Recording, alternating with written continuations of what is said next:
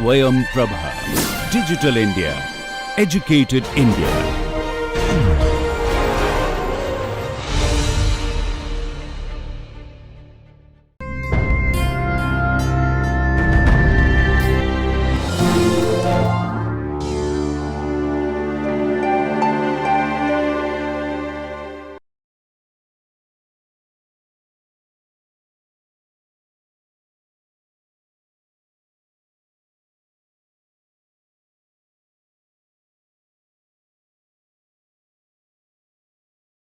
See, a rigid body can have both translation and rotation. In the last few classes, we had attached a non-rotating translating axis to the rigid body and analyzed relative motion. Using that knowledge, we also got the absolute velocity and absolute acceleration of certain key points in the body. Suppose I attach a rotating frame of reference to the rigid body, what are the advantages and what is it that I am able to measure easily and what is that I do not see.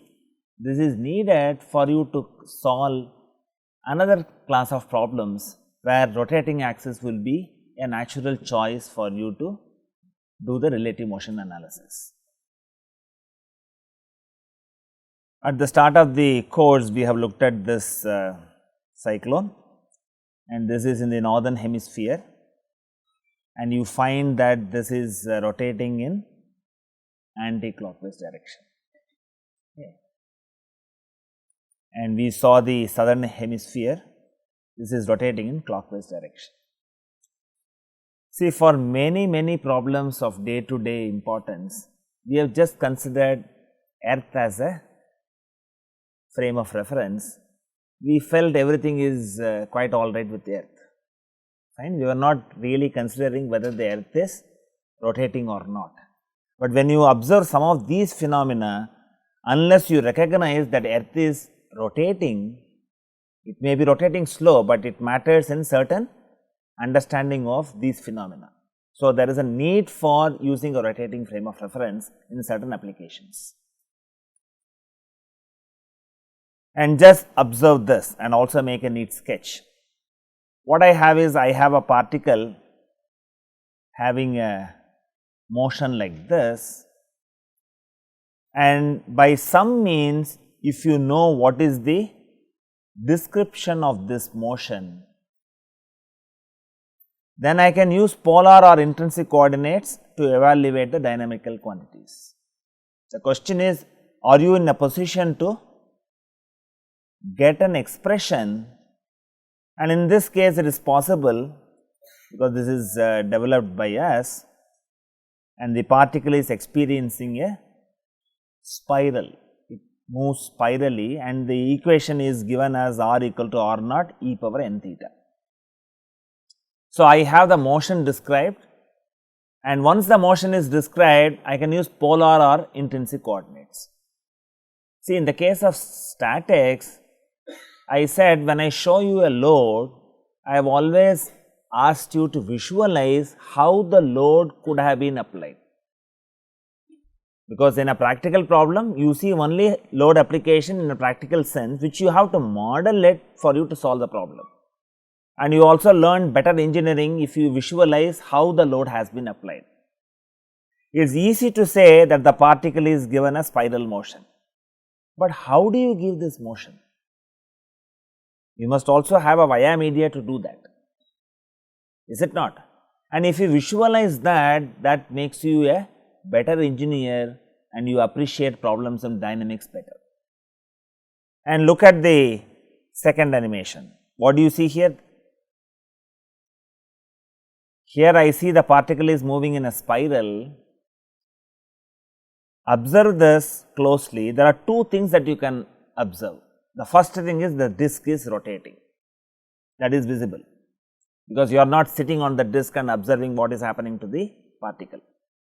You are standing outside and visualize, and the disc is rotating slowly. So, you are able to see the rotation of the disc as well as how the particle is moving now. You can say that the particle is steadily moving in the slot. And if you look at what is the difference between these two, I only made the animation. I made the disc to rotate in a synchronous fashion with the particle. I am not getting altogether a different picture in comprehending how this particle moves. And also, if you say finally I want only a spiral motion of the particle for a given application, how a spiral motion can be achieved by having a rotating disc and have your particle to move linearly in the slot.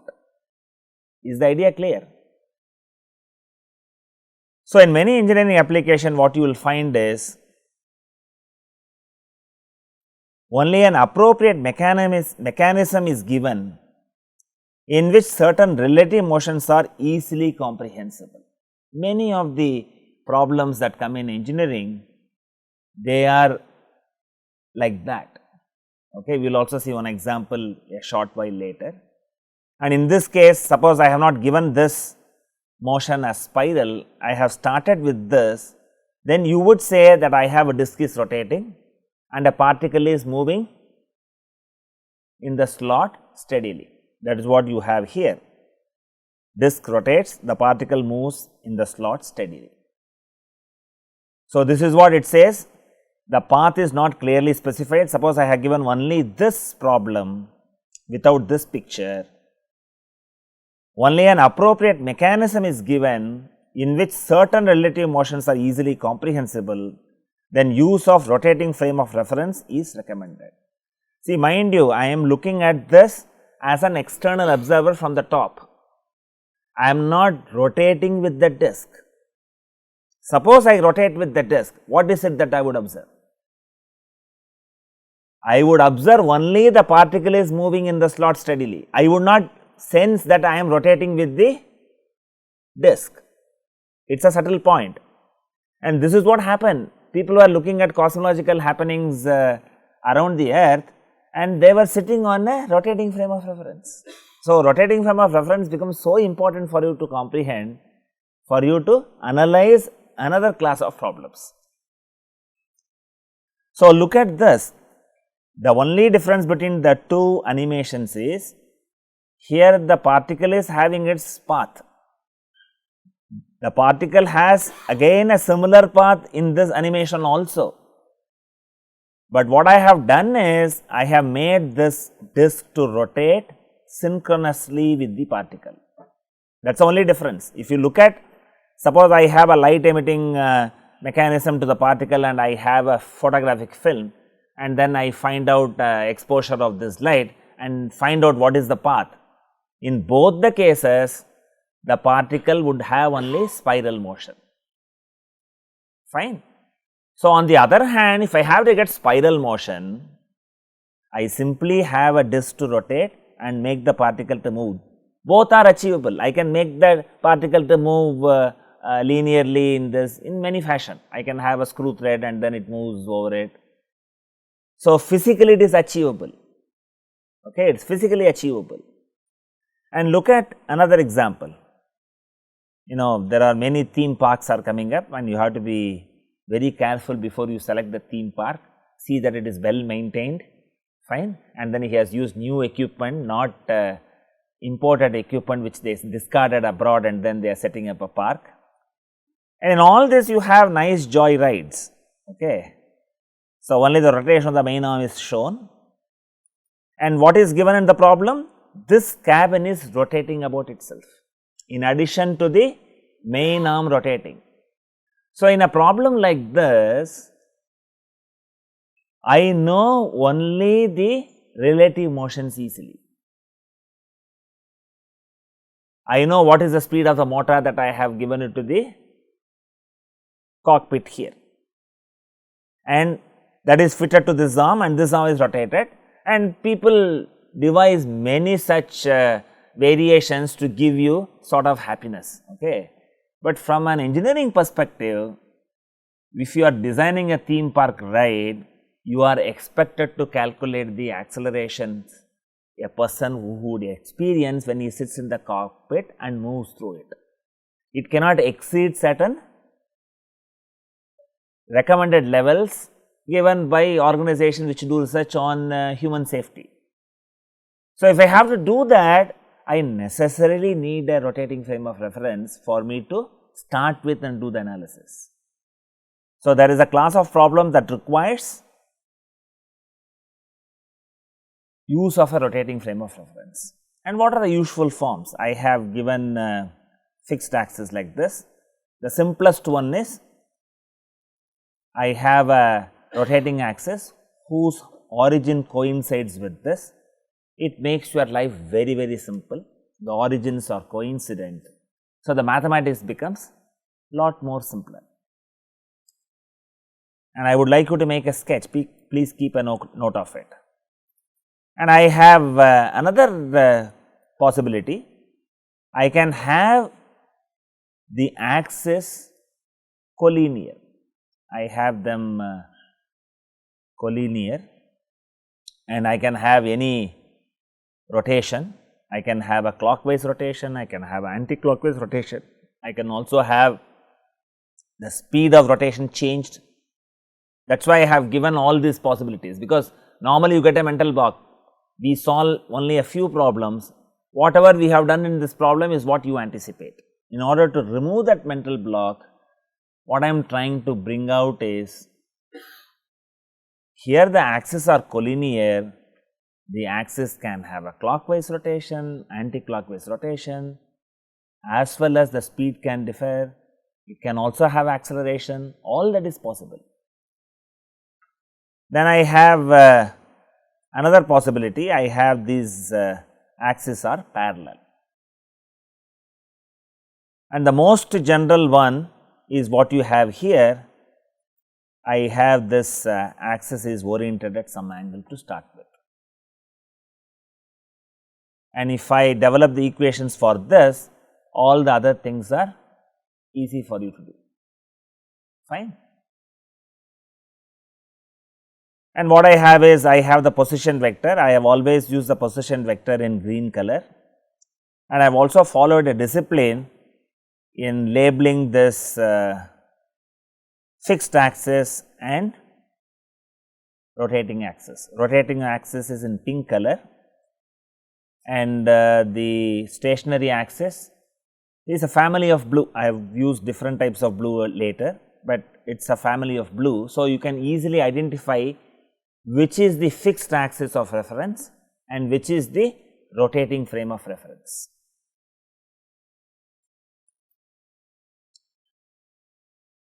So, I call the frame of reference O, capital X and capital Y. I call that as inertial frame of reference, because that is fixed. And I have a rotating frame of reference which is labeled as BXY, and these X and Y are small.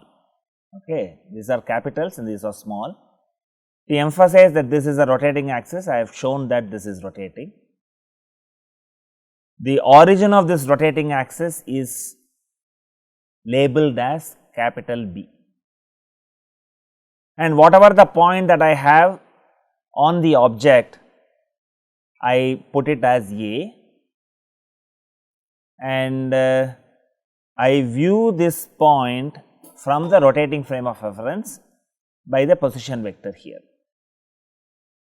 There is RB, which denotes the position vector of B with respect to the fixed reference. There is RA with respect to B, which is seen in the rotating frame of reference.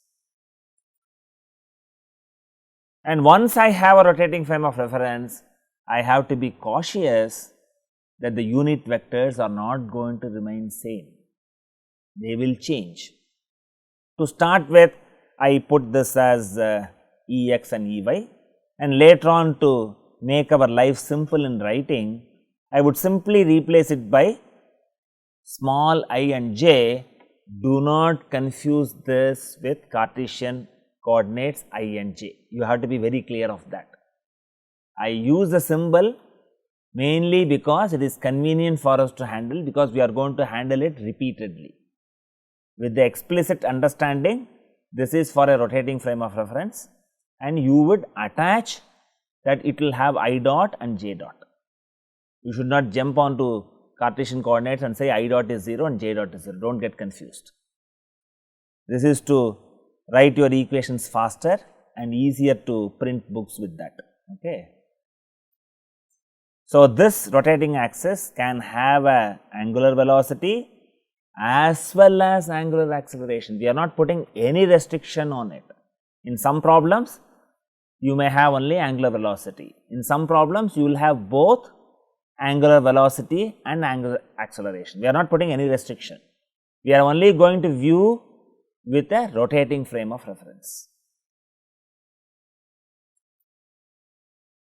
And the moment I bring in the rotating frame of reference, I must also bring in the variation of E dot. So, E dot x becomes omega E y and E dot y becomes minus omega E x, which could also be written down in a different fashion. And I have the position vector for the point A is given as R A, and you have the relative position vector is R A with respect to B. Make a neat sketch of this.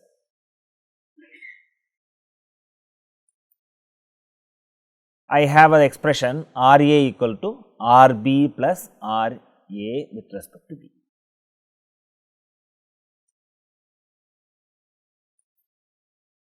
So, I can write R B and then this I can write it as x E x plus y E y.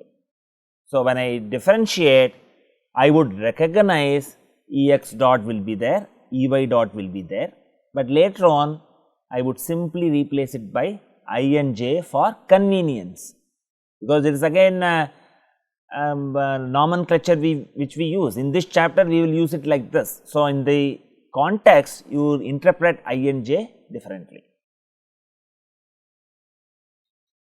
So, that is what I have said.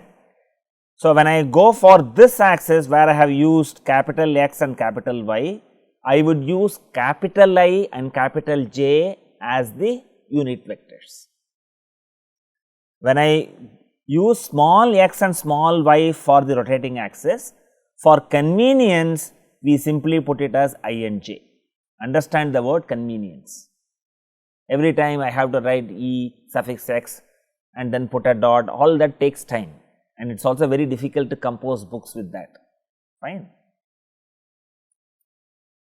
So, I have the fixed axis as capital I and capital J, and mind you, if I express these quantities with respect to I j, you should recognize that these are different. So, I can have some quantities with respect to capital I, some quantities with respect to capital J. So, if I do any mathematical calculation, you must have one consistent reference axis to which you put all the unit vectors appropriately. When you solve problems, you will understand that statement better. And we have I dot equal to omega j, and j dot equal to minus omega I. I can also write these quantities in a much better convenient fashion, and it is also very easy to remember. Can I write it differently as a cross product? When do I get omega j? Omega is also a vector. Suppose I have omega cross I automatically get omega j.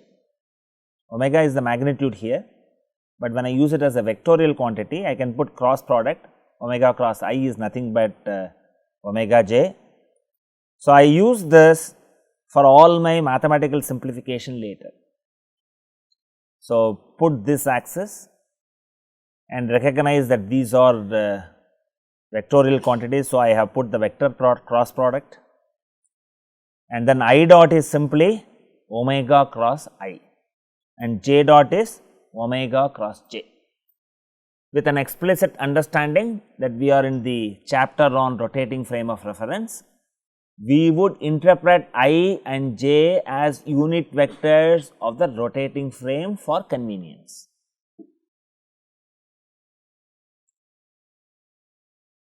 So, I have also replaced RA as RB plus XI plus YJ. Now, the idea is to get the velocity.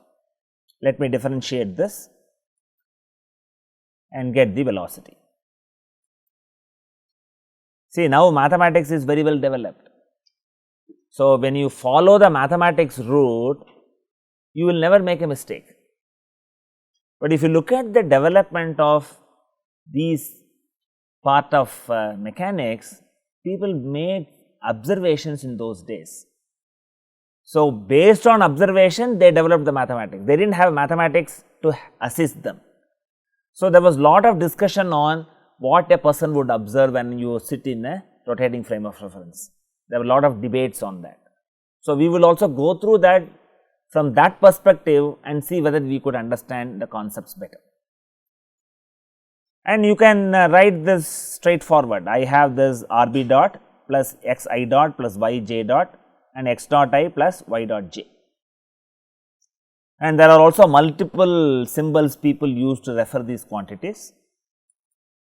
And we have adopted Merriam. So, he uses the terminology VREL to denote X dot I plus Y dot J. We have already seen how I can write I dot and J dot. On that strength, I could replace this as omega cross R. It is very, very important to do this. And we have not done anything great. We have just applied the mathematics systematically step by step. So, what we have got?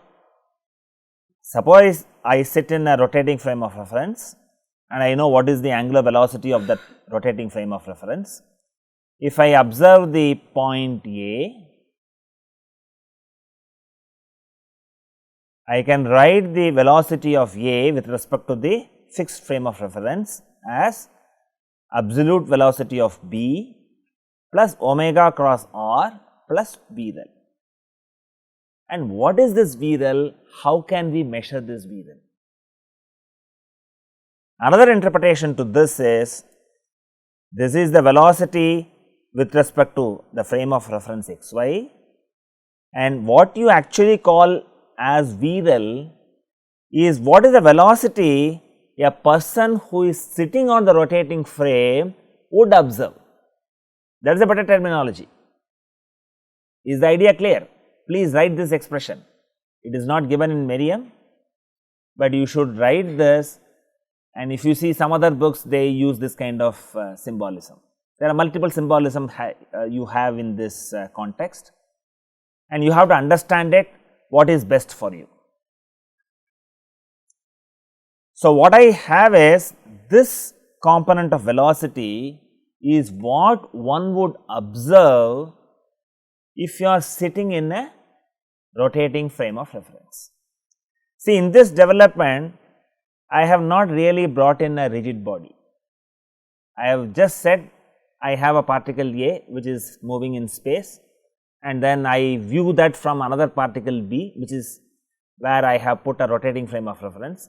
Now, let us give a feel to this, how I can achieve this kind of motion. Let me put a rigid body to this in a particular fashion and then handle it. So, before I get into that, I make a caution. I have a rotating frame of reference which is oriented at an angle. I and j have to be expressed in terms of capital I or capital J, or capital I and capital J should be expressed in terms of I and j for you to do mathematical simplification.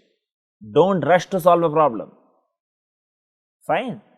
So, I express all the vectors in common coordinate system before summing them, otherwise this expression has no meaning, because certain quantities I get it from rotating frame of reference. This quantity I get it from fixed frame of reference. As long as you have a coincident axis, we started the first one like that. Okay, if you see the samples, you may not have to do anything.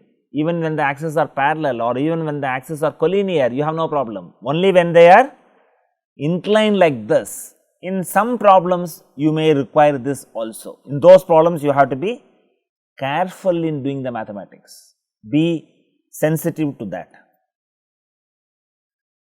So, what I am going to do now is, I am going to visualize how this motion could be seen if I have a rigid body, okay. And my interest is, I should be able to see certain quantities when I sit in the rigid body and rotate with it, okay. And we have also seen slotted members earlier. So, this is the kind of idea that I am going to bring in. So, I have a fixed frame of reference, please make a neat sketch of it. Like I have given a large segment here for you to write, for me to draw the pictures. You also apportion this, because we are going to build up the picture one after the other, okay. So, what I am going to have is, I am going to imagine a rigid body in the rotating frame of reference. I attach this point B to one corner of the rigid body. I have the point A. So, until this, it is like what we have seen earlier. Now, I bring in, I have a rigid body and I have a slot in the rigid body in some fashion. I have shown some generic curve. It can have any shape depending on the problem context.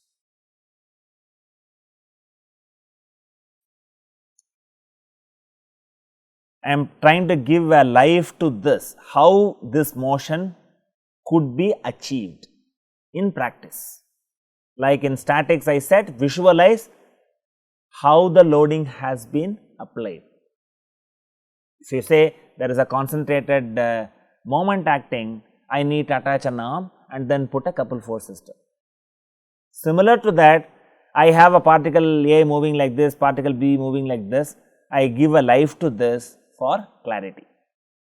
And even before we start this, we have the expression VA is VB plus omega cross R plus VREL as given in Merriam.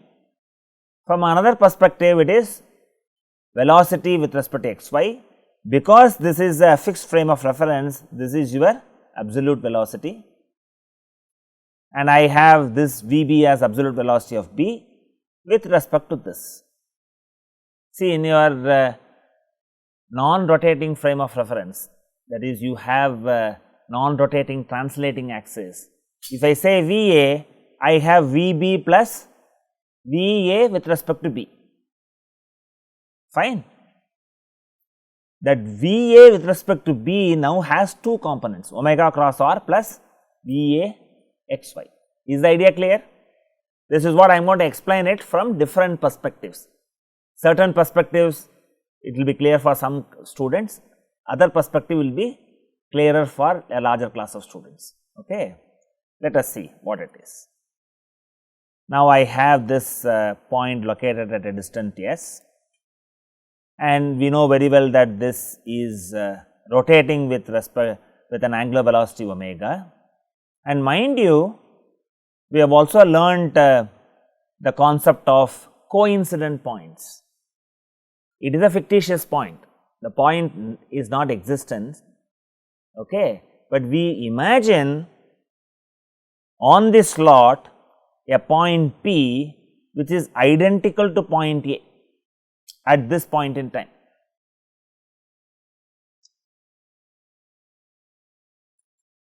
And I have the path is denoted as a dotted line, and only when I sit in this frame of reference and move with it, I would be able to measure this. I would be able to get this VAXY or VREL, which is also labeled as velocity of A with respect to P. Is the idea clear? We have already seen when I had the particle freely moving, I was not recognizing that this is moving linearly in a slot. But when I make the disc with the slot to rotate synchronously with the particle, I could perceive, because the motions were slow, that the particle is moving linearly on the slot. extending that logic, suppose I move and rotate with the body here, I would perceive the point A to move on this slot, whichever the contour that it has, and tangential to path is your velocity direction, that is what you get it here, fine. And this is to sensitize that this is not a fixed frame of reference, it is a moving frame of reference. Only when it is a rotating frame, I am in a position to see and measure the component VREL or VAXY. I will repeat it, okay. I could see that some of you are not totally convinced, we will get back to it again. And I have also written down one more thing, I have put this as omega cross r, I have put a direction perpendicular to that. Suppose I imagine at point B, I attach a non-rotating translating axis. It could be again x and y or x prime y prime, which is non-rotating. Can I write this? Because I know any point on the rigid body will appear as if it is rotating with respect to the point. Then I can find out the relative velocity. Relative velocity is perpendicular to the direction. That I label it as Vp with respect to B. I can also calculate the magnitude as omega cross r. So, I rewrite this expression as Va equal to Vb plus Vpb plus Vap. This is what I have written it now. Then I can say Vb plus Vpb is simply Vp, where Vp is the absolute velocity of the fictitious point. Is the idea clear? See, my ultimate objective is to find out what are the quantities I get from a rotating frame of reference and what quantities I do not see. Both are my interest now. From a mathematical perspective, we have already got the correct expression what I would have to use when I use a rotating frame of reference attached to point B. Now, the question is, how do I rationalize these terms from a physical perspective? Vp is the absolute velocity of P,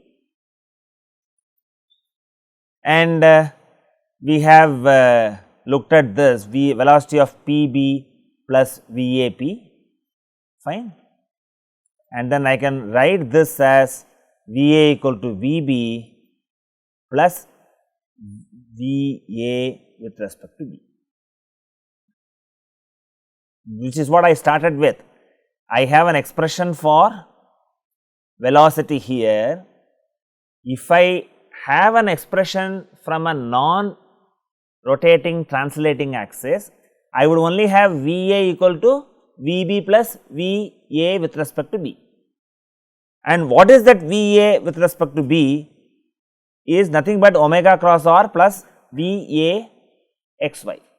So, what is the difference between a translating axis and a rotating axis? That is nothing but omega cross r. The person sitting on the rotating frame misses this quantity. See, whenever I use something, there are advantages, there are also disadvantages. The advantage is a person sitting on the rotating frame would be able to observe and measure this Vaxy comfortably. He would be able to measure this comfortably, otherwise it is very difficult to do it.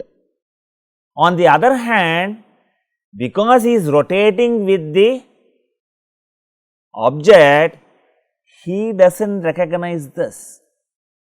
You have to have this in your expression when you want to do it, only then your mathematics will be correct. Okay. Let me go and explain it in steps. We will spend some time on it. This is the crux of rotating frame of reference. If you understand this, then doing acceleration is simple, the mathematics will help you and you can comprehend it better. So, I explain it in stages. I want to bring back your old memories. When I attach a non-rotating translating axis to a rigid body, I see every other point on the body rotates about it. You might have forgotten that. Okay. So, again bring back that old memories. If I attach a non-rotating axis, translating axis to a rigid body, I would see every other point to rotate about that point. Okay. This is one knowledge you have got. Another knowledge, what is it you have got independently? I had a concept of coincident point introduced in a very simple system, where I could figure out what is the motion of A and what is the motion of point B, and I said point A is coincident with point B. This is what I said. And we understood from the physical motion of this, the relative velocity will be along the slot. You got that idea earlier, isn't it? That you would see only when you rotate along with the slotted member. I would be able to see that from a coincident point perspective, fine. So, when I have a slot, when I have a member that is rotating, the knowledge you get from coincident point discussion is the relative velocity will be along the slot. Okay. This is what you have got. I could write in this problem VA equal to VB plus VA with respect to B. Now, we come back to this VAB is the velocity along the slot for an observer rotating with the slotted arm. Okay. Now, let us understand what is happening here. Okay.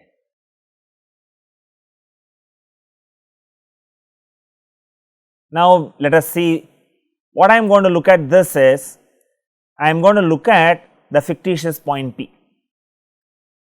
I know very well that this object rotates with an angular velocity omega. I can attach a non-rotating translating axis at B and see what happens to this point. Somehow I have to get VA with respect to P, that we get it from a rotating frame of reference. Okay. But if I want to do it for the point P, I would say that VB plus VPB plus VAP. Can you find out what is VPB? You can find out from your non-rotating translating axis attached to the rigid body. I can always say VPB is nothing but omega cross R, that I can confidently say. Is the idea clear? As our original problem demands VAP, I have also shown this. And we also have the knowledge that VAP is nothing but what is the velocity perceived in the rotating frame xy. That idea you get from the coincident point when we took a very simple problem of a slot. Okay. And this I write it as VP plus VAP, fine. Then let me go and see the whole again. Okay. This is nothing but what you had seen earlier. We are revisiting the same discussion again, and I have this, and if I have to get the velocity VAP, I can get it only when I sit and rotate with the object. Otherwise, I cannot measure VAP. If the problem statement gives this, then you do not have to do it. But if I have to get that, I have to rotate with it.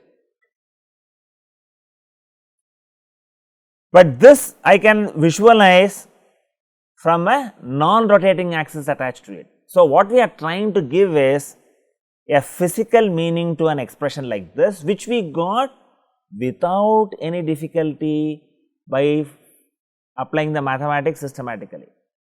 Getting the expression mathematically straightforward, but understanding it from a physical perspective is little complicated and little tricky. This is what I am trying to explain it to you to the extent possible. So, whenever it is convenient, you consider the axis xy as a rotating axis. Whenever it is convenient, you see that as a non-rotating translating axis, understand the term omega cross r from a non-rotating translating axis, measure the term VREL from a rotating axis. So, we give life to this, and finally, the message here is the discussion, the final message of the discussion is omega cross r is the difference between the relative velocity as measured from non-rotating and rotating axis. It is a caution that omega cross r, a person who is rotating with the object does not perceive this. That is the message. Okay, if you understand that this is the message, then you can handle it carefully.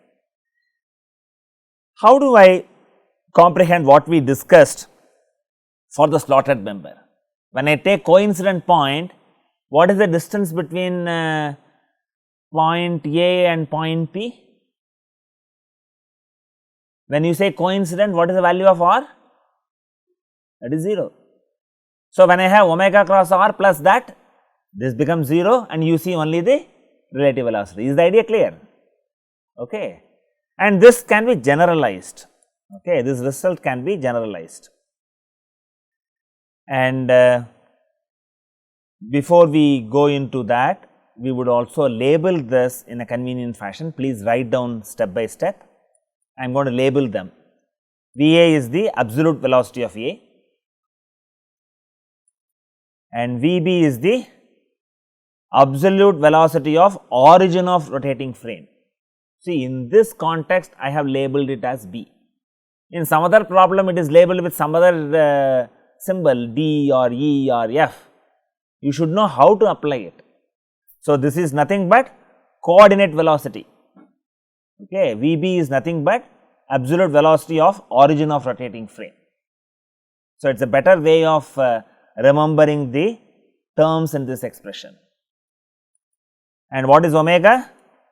Angular velocity of the rotating frame x comma y measured from the fixed frame. Usually, the problems are constructed and you are in a position to make that device only by attaching a motor. You know what is the rotation of the motor. So, you essentially get only the relative quantity. So, this is the angular velocity of the rotating frame. And what is r? R is the position vector of the point seen in the rotating frame of reference, measured from x comma y. You should know that this is small x comma y. You know, in some slides I have changed the font for you to easily write, because I am using a PowerPoint slides. I could show a distinction between a small x comma y and capital X comma y. They appear very similar. Okay. And VREL equal to VAP. I also said VREL is one type of nomenclature. A better nomenclature is velocity as measured in the rotating frame of reference x comma y. Where a person rotating with the object will measure only this component of velocity. That is not the absolute velocity. So, you have to have additional terms for you to get the absolute velocity. So, whatever the understanding that we have gained in this can be extended to any vector. Okay. So, only the rotational effect is considered. We are not looking at the translational part of it. I have two positions A and A prime, please make it, and this is different by an angle d beta. Okay. Time derivative of a vector in a rotating frame of reference is related to the fixed frame as follows. So, we are writing it in a very generic fashion. I have any vector v, it is not necessarily the velocity vector, it is put as, that is why it put with a capital B. It can have a component Vx and Vy, Vxi plus Vyj, and when you differentiate it, you get it like this. We have already done this. for the position vector r, the same mathematics. And what we perceive this is, if I want to find out the time derivative of a vector in fixed frame of reference, I should know the time derivative of the vector in the rotating frame of reference plus omega cross v. This is the very important aspect. This a rotating frame of observer, if you do all the calculation based on your observation, that alone is not sufficient. Observation, you miss it, somebody has to tell you you have missed it, and you have to have that in your analysis. But mathematics are developed very well now. So, from a mathematical route you have no difficulty. When these concepts were developed, they were not having parallel development in mathematics. So, they had to bank on observation, and then people predicted that if you have a cannonball from a artillery, it will move, when you do it on a north, it will move eastward, so on and so forth. People figured it out from a different perspective, and ultimately again, as I said, many of the scientific development are killing each other, whether you like it or not. So, they were worried about this, fine. So, they had made observation, then they understood from a mathematics. Now, you have the advantage and luxury of mathematics to help you. So, whenever I have a rotating frame of reference, if I am getting the time derivative, if I have to do it for the fixed frame of reference, I must have the quantity omega cross v. This is also pictorially depicted in the next slide. Okay, so, this is v dot x y equal to v dot x y plus omega cross v. Here I have changed the font so that you can easily write in your handwriting.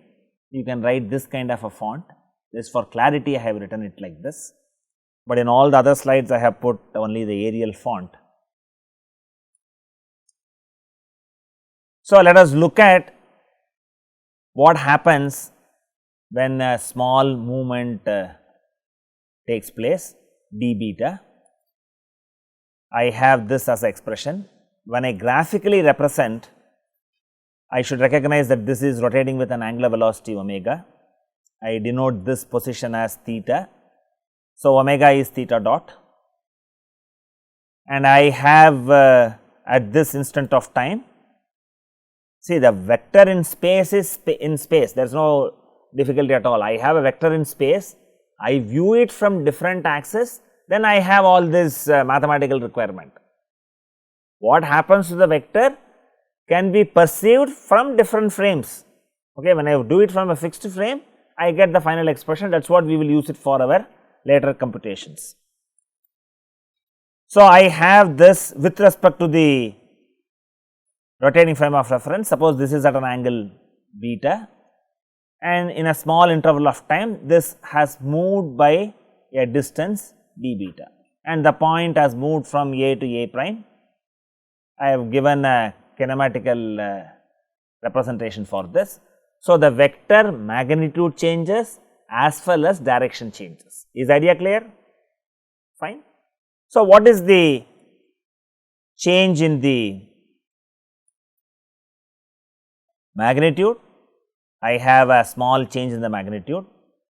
I have put that as dV, and change in the orientation would be perceived by a observer sitting in the rotating frame in one way, observer sitting in a fixed frame in a different manner. This is what you will have to appreciate, okay, because I have a fixed observer will see this at an angle gamma. So, it will go by an angle d gamma. It has gone by an angle d beta now. I will go for d beta, b d beta.